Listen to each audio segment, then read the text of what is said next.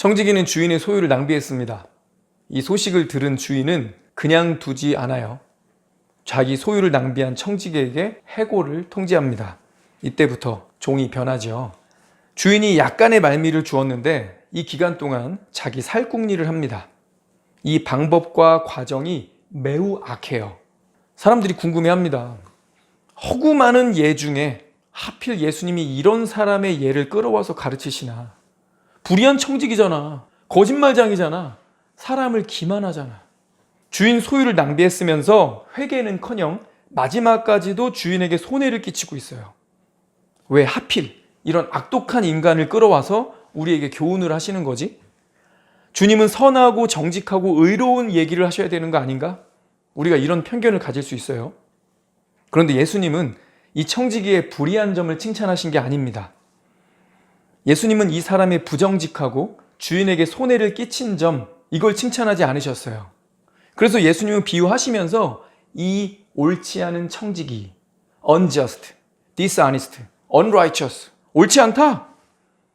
분명 옳지 않은 방식이었지만 주인은 그의 방식이 아니라 다른 점을 칭찬하신 겁니다. 예수님이 허구 많은 예 중에 왜 굳이 이런 부정직한 청지기 예를 드셨을까? 가만 보면요, 이 청지기가 우리 모습이랑 흡사합니다. 나도 이 청지기처럼 숱하게 거짓말하지 않았습니까? 쓸데없이 부풀리고 축소하고 불리하다 싶으면 은폐하거나 침묵하고, 내가 착하게 살아야지 다짐은 하지만 개가 토하였던 곳에 돌아가고 돼지가 씻었다가 더러운 곳에 도로 누웠다 함과 같으니라. 원래 모습으로 자꾸 돌아가고 있는 내가 뭐가 다르냐. 너나 이 청지기나 본질이 똑같아. 그러나 너도 칭찬받을 수 있다. 너도 이런 점은 본받아 살아야 한다. 불의한 청지기는 주인의 소유를 낭비했고 해고 통지를 받았습니다. 그런데 그때부터 종이 변했습니다. 주인이 약간의 말미를 주었을 때 이때부터 어떻게든 살궁리를 해요. 과정은 악하고 방법은 옳지 않지만 예수님은 다른 점을 주목하여 칭찬하시는데 세 가지를 생각해 볼 수 있습니다. 첫째, 청지기는 자기의 미래를 진지하게 고민했습니다. 3절, 청지기가 속으로 이르되 주인이 내 직분을 빼앗으니 내가 무엇을 할까? 내가 이제 어떻게 살아야 하지?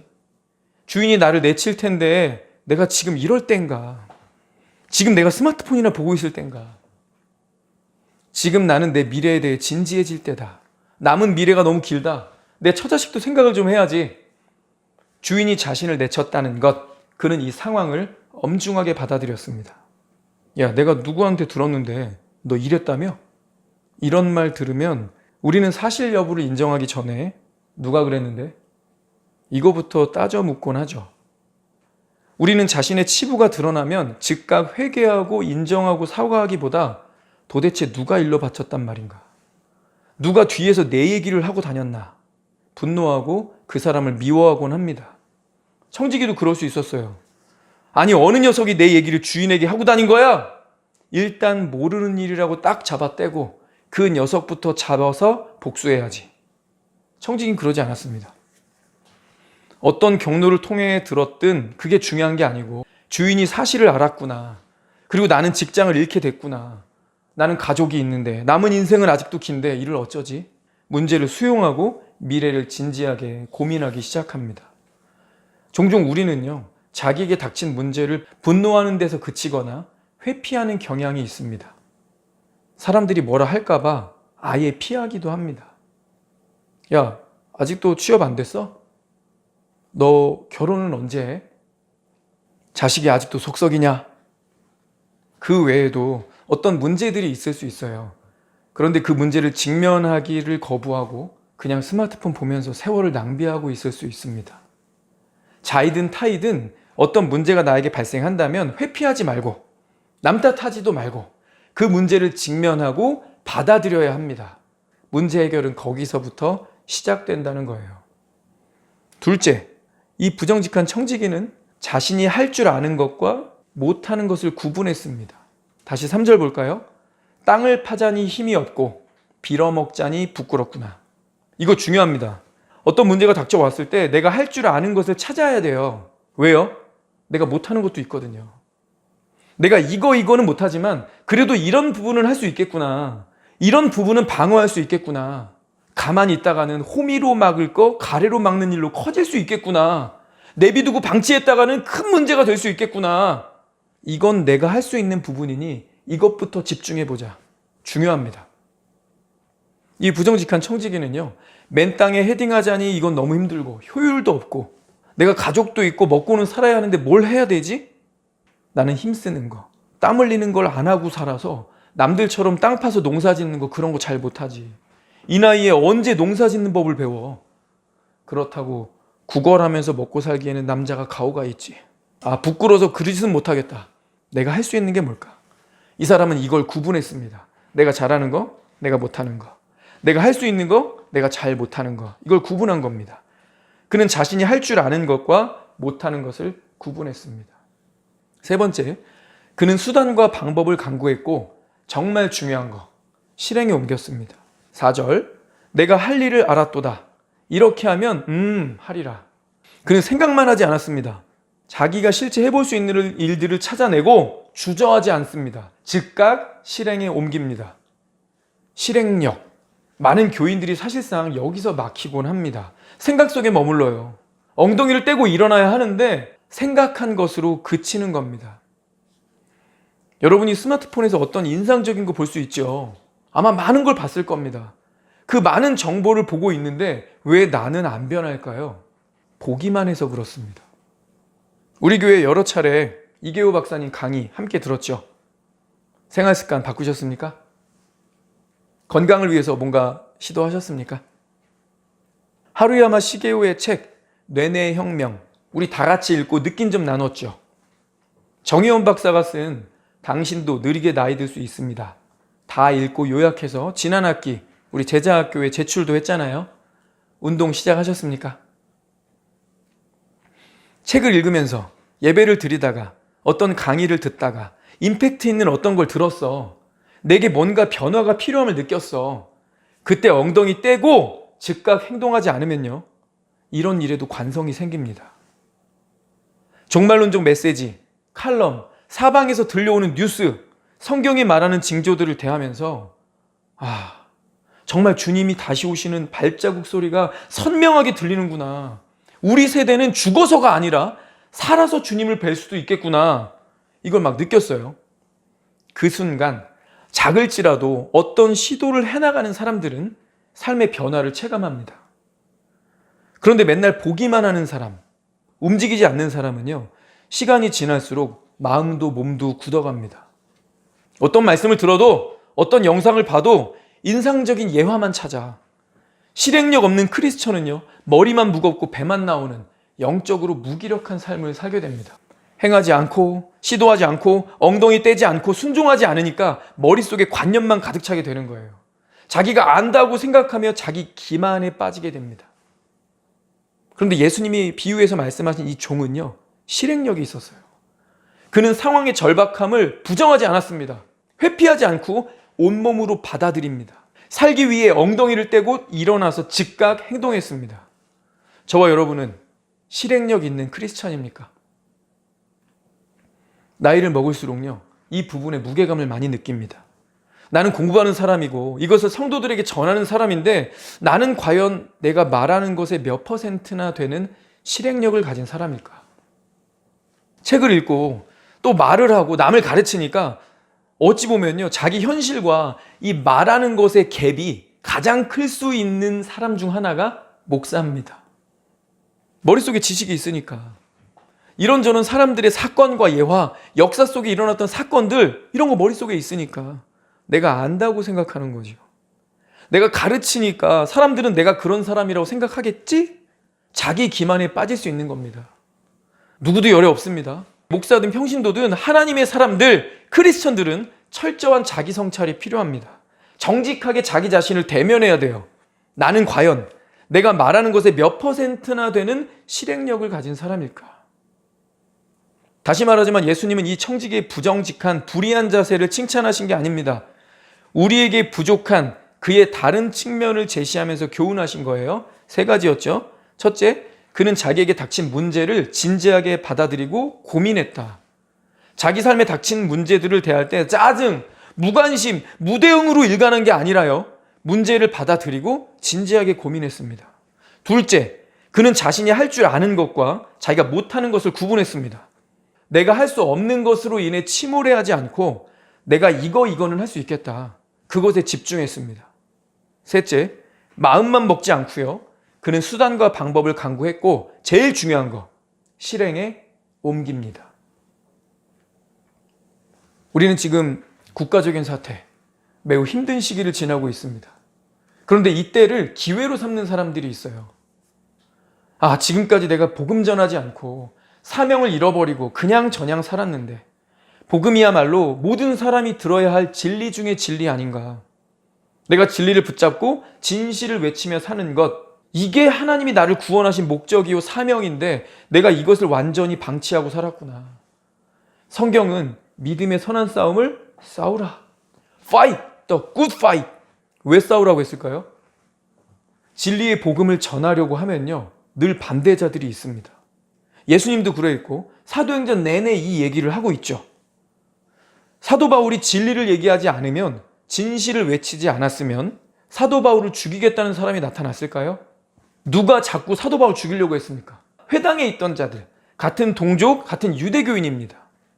바울이 가만히 있으면 돼요. 침묵하면 돼요. 진실을 외면하면 문제가 안 생겨요. 오히려 바울이 대우를 받았을 거예요. 같은 동족, 같은 유대교에 열심히 있던 사람들이 바울을 죽이겠다고 앞장섭니다. 왜 그런 거예요? 진리의 편에 서서 진실을 외치니까 죽음의 공포가 따라붙는 겁니다. 역사가 내내 그랬죠. 기독교 역사 보면 쭉 그렇죠.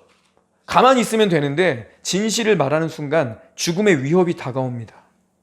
저쪽이 죽기 살기로 거짓으로 선동하고 내 주변 사람들을 기만하고 있는데 진실을 알고 있는 사람이 어떻게 침묵합니까? 진실을 말하는 것 자체가 싸움이죠. 그래서 믿음의 선한 싸움입니다.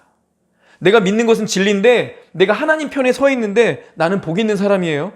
악인들의 꾀를 쫓지 아니하고 죄인들의 길에 서지 아니하며 오만한 자들의 자리에 앉지 않습니다. 나는 진실을 붙들고 있기에 죄인들의 길에 서지 않아요. 이게 믿음이죠. 그래서 이 믿음을 쥐고 있는 사람들은, 진리의 편에 서서 진실을 외치는 사람들은 적이 생길 수밖에 없어요. 도전 골든벨에서 사회자가 정답은 두둥 그리고 발표하죠. 정답이 발표되기 전까지는 아무도 안 나가도 돼요. 문제가 없어요. 그런데 정답이 발표되면 어떻게 돼요? 오답을 쓴 사람들은 그 자리에서 일어나 나가야 합니다. 진실이 발표되는 순간, 진실을 말하는 순간 거짓말한 자들은 판명됩니다. 어떻게 싸움이 안 되겠어요? 교회에 이런 사람들이 있어요. 교회에서 괜히 정치 얘기해가지고 지금 광주와 부산을 나누는 겁니까? 어느 한쪽은 교회 나오지 말라는 거예요? 본질 벗어나지 마십시오. 진실을 말하자는 겁니다. 교회는 팩트체크하고 분별해서 진실과 거짓을 가려내야 합니다. 여호와여, 주의 장막에 머무는 자 누구 오며 주의 성산에 사는 자 누구 오니까? 정직하게 말하며 공의를 실천하며 그의 마음에 진실을 말하는 자라고 말합니다. 주의 장막에 머무는 자, 주의 성산에 사는 자 누굽니까? 하나님의 몸된 교회, 크리스천입니다. 그들은 정직하게 진실을 말해야 한다고 성경이 말합니다. 고대로부터 민족과 나라들 안에 거짓과 기만으로 선동하는 자들이 늘 있었어요. 권력을 잡기 위해 온갖 악을 자행했습니다. 지금이 왜 기회냐면 우리가 잠자고 있던, 죽어있던 이 야성을 깨울 수 있는 때라는 겁니다. 생각해 보세요. 예수님 말씀하셨죠? 먼저 그분의 나라와 그의 의를 구하라. Seek first. 먼저 추구해라. 뭘요? The kingdom of God. 하나님의 나라를 우선적으로 추구해라. 그런데 내가 지금 속한 이 나라를 사랑하지 않아. 내가 속한 이 나라를 세우고 지키는 일에 충실하지 않아. 그런데 그 사람이 보이지 않는 하나님 나라를 추구하고 섬기며 세워가고 있다. 이렇게 말할 수 있을까요? 이 땅에서 내 나라를 사랑하지 않고 조국을 위해 아무것도 하지 않으면서 내 조국을 헬조선, 이런 식으로 여기고 있는 자가 교회에 와서 하나님 나라를 추구한다고요? 교회 안에 있는 좌파들, 이게 말이 됩니까?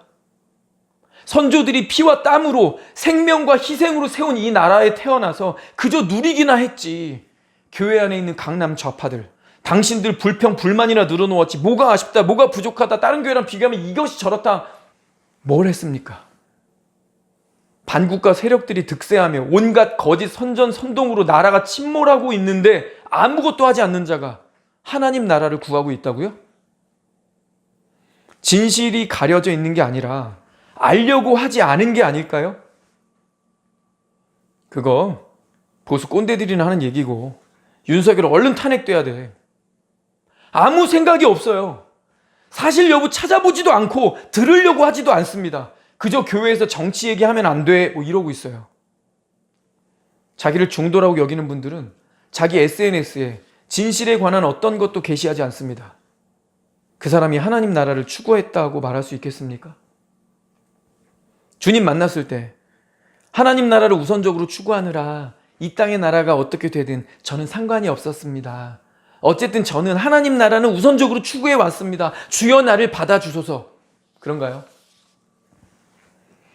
지금 이 땅에서 내가 속한 나라를 사랑하지 않고 내가 속한 나라를 지키고 세우는 일에 충실하지 않다면 그는 하나님 나라에도 충실하기 어렵습니다. 오늘 읽은 본문에도 비슷한 맥락이 얘기하고 있죠. 지극히 작은 것에 충성된 자는 큰 것에도 충성되고 지극히 작은 것에 불의한 자는 큰 것에도 불의하니라. 지극히 작은 게 뭡니까? 이 땅의 작은 나라예요. 내가 어느 한 나라에 속해서 태어납니다. 그 나라의 시민권을 받아 살아갑니다. 하나님 나라는요, 지극히 큰 나라죠. 이 지극히 작은 나라에도 불의한데 지극히 큰 하나님 나라에 충성될 수 있을까요? 이 지극히 작은 나라에 불의한 자가 지극히 작은 나라를 위해서도 아무것도 안 하는 자가 지극히 큰 하나님의 나라를 위해 충성될 거라는 거, 이게 어불성설이라는 겁니다. 사도 요한도 비슷하게 얘기하죠. 누구든지 하나님을 사랑하노라 하고 그 형제를 미워하면 이는 거짓말하는 자니 보는 바 그 형제를 사랑하지 아니하는 자는 보지 못하는 바 하나님을 사랑할 수 없느니라. 안에서 새는 바가지 밖에서 샌다 했습니다. 눈앞에 보이는 형제를 사랑하지 않으면서 보이지 않는 하나님을 사랑한다는 거 불가하다는 거죠. 먼저 눈앞에 보이는 사람을 사랑하고 섬기라는 겁니다. 그럴 때 그가 눈에 보이지 않는 하나님을 사랑한다 이렇게 말할 때 진정성이 있다는 거예요. 먼저 그분의 나라와 그분의 의를 추구하라. 먼저 내가 속한 나라를 사랑하지 않으면서 하나님의 큰 나라를 사랑하고 있다고 말하지 마라. 지극히 작은 내가 속한 나라에 불충하면서 지극히 큰 하나님 나라에 충성되다고 말하지 마라. 보이는 바 형제를 사랑하지 않으면서 보이지 않는 하나님을 사랑한다고 말하지 말라. 다 같은 맥락이죠. 그래서 기회라는 겁니다. 기회예요. 우리가 속한 나라가 중대한 위기 가운데 있고 진실을 알고 있는 그리스도의 군사인 우리가 싸워야 할 때입니다. 진실을 전해야 되겠구나. 내 주변 사람 누구에게라도 반국가 세력, 민주당의 만행을 알려야겠다. 내 카톡 푸사를 바꾸는 거예요. 스타터 스틸, CCP 아웃, 부정선거 알릴 수 있으면 뭐든 좋습니다. 여러 차례 얘기했지만요. 광고는 결국 노출의 힘입니다. 노출이 얼마나 많이 되느냐에 따라 물건값이 올라갑니다. 노출은 신뢰를, 안정감을 만들어내기 때문입니다. 광고 마케팅 종사하는 분들은 어떻게든 눈에 띄게 하려고 아이디어를 내고요. 돈을 써서 사람들 눈에 반복해서 노출시키려고 합니다. 세상은 이 노출의 힘을 믿고 있어요. 그래서 김연아 데려다가 광고 찍는 겁니다. 그래서 사람이 많이 모이는 축구장, 야구장 이런 펜스에다가 기업들 이름 붙여놓는 거예요. 자꾸 노출시키려고. 그런데 사실 이거 성경이 말하고 있는 원리죠. 믿음은 들음에서 나고. 마음으로 정보가 들어가는 눈이나 귀, 여기에 얼마나 노출시키느냐에 따라 믿음이 생긴다는 겁니다. 내 목소리를 낼 수 있는 것 무엇이든 찾아봅시다. 진실을 전하고 퍼뜨릴 수 있는 방법을 생각해 보세요. 이미 우리 지체분들 중에도 SNS 자기 푸사에 부정선거, 내란 세력, 친중, 종북 세력에 저항하는 메시지를 올리시는 분들이 있습니다. 우리 함께 가야 합니다. 함께. 저도 제 시간 반납하고 나름 고민하면서 영상을 만들어 보고 있습니다. 유튜브로 돈 벌려고 하는 것도 아니고 종교하고 정치 분야는 구독자 늘어나도 광고가 안 들어와서 어차피 돈이 되지 않습니다. 그런데 제가 책을 사서 유튜브 프리미어 하는 법을 공부했습니다. 쇼츠 올리는 법 배워가지고 영상을 시작했어요. 사역자들이 보통 월요일이 쉬는 날인데 휴일 그런 거 반납하고 어떻게든 진실을 알리고 싶어서 책을 보고 따라하면서 만들고 있습니다. 저는 전문가가 아니라서 그런지 영상 5분짜리 하나 만드는데 이틀 걸렸습니다. 내가 이걸 왜 하고 있지? 이런 생각이 들 때마다 하나님의 약속의 말씀에서 힘을 얻습니다. 하나님은 내가 무언가 크게 이루어낸 업적, 결과를 찾으시는 게 아니죠. 과정과 나의 동기, 네가 어떤 마음으로 그걸 했느냐, 그걸 물으십니다. 주님, 제 주변인이 100명이든 200명이든 알고리즘이 떠서 이것들을 알 수만 있다면 주여 저는 그것으로 기쁠 것입니다. 저는 카톡도 안 하고 페북도 인스타도 안 해가지고 제가 푸사에 올릴 게 없더라고요. 주님, 제가 무엇으로 싸울 수 있겠습니까? 제가 한남동 관저에도 가고 광화문 집회에도 나가고 있는데 온라인으로 싸울 수 있는 게 없을까? 찾다가 아이디어가 떠오른 거예요. 공부하자. 그리고 해보자. 편법으로 윤 대통령 탄핵하고 불법으로 영장 청구하고 위법하게 체포영장 발부하고 모든 게 저 반국가 세력 좋은 쪽으로 흘러가고 있지만 이재명이 물 만난 고기처럼 득세하고 사람들이 거기에 줄을 대고 있지만 그의 실체를 알려야겠다. 그래서 영상 만든 겁니다. 무너진 나라의 법치를 바로 세우고 반국가 세력을 척결하여 자유 대한민국을 지키겠다는 대통령의 진심, 그리고 그분의 충정은 이미 확인이 됐잖아요. 대통령과 함께 싸워야겠다. 정말 뭐라도 해야겠다. 전의가 불타지 않습니까? 기존의 내 스케줄에 영상 만들기 주 3회씩 한남동 관저 나가고 토요일에는 광화문 참석하고 많은 것이 추가됐지만 전혀 힘들지 않았어요. 나는 내가 할 수 있는 일에 집중하고 하나님은 하나님의 일을 하실 것이다. 뭐라도 하자 이거야. 아무것도 안 하는 거, 그건 안 됩니다. 여러분, 윈드서핑 언제 타나요? 바람 불 때입니다. 지금 거짓과 선동의 물결이 몰아치고 있습니다. 언론과 국회 권력, 거기에 사법부까지 결탁하여 거짓이 만연하고 있는데 카톡까지 검열하겠다는 만행을 저지르고 있는데 진리의 횃불 들고 있는 우리가 왜 입 닫고 침묵합니까? 마태복음 5장 15절, 사람이 등불을 켜서 말 아래 두지 아니하고 등경 위에 두나니 이러므로 집안 모든 사람에게 비치느니라. 등불을 켜서 말 아래 두지 아니한다. 등경 위에 둔다 했습니다. 왜죠? 집안 모든 사람에게 비치게 하려고. 하나님이 우리를 빛으로 부르셨고 우리는 빛을 비추어야 합니다. 이같이 너희 빛이 사람 앞에 비치게 하여 그들로 너희 착한 행실을 보고 하늘에 계신 너희 아버지께 영광을 돌리게 하라. 지금처럼 어두운 시기에 우리가 비추어야 할 빛은 무엇입니까? 너희 착한 행실을 보게 하라고 했는데 이 시기에 착한 행실이 뭐겠습니까? 진실의 빛입니다. 우리는 진실이 무엇인지 찾아보고 무엇이 참이고 거짓인지 분별해서 그들이 속지 않도록 증거하는 것, 이것이 오늘날 우리가 해야 될 착한 행실입니다. 진실을 전하면서 크리스천의 야성을 회복하는 겁니다. 거짓과 싸우는 국가적 전시 상황에 내가 정신을 차리고 깨어나 싸움에 동참하는 겁니다. 그러면서 그동안 잃어버렸던 이 복음 증거의 야성을 회복하자고요. 내가 이제 진리의 복음을 전하리라. 디모데전서 6장 11절, 오직 너 하나님의 사람아 믿음의 선한 싸움을 싸우라.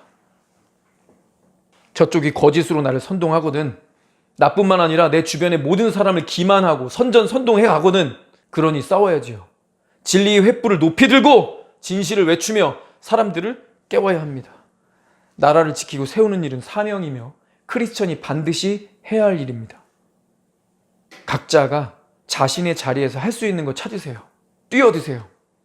함께 진실을 외치며 진리를 위해 싸웁시다.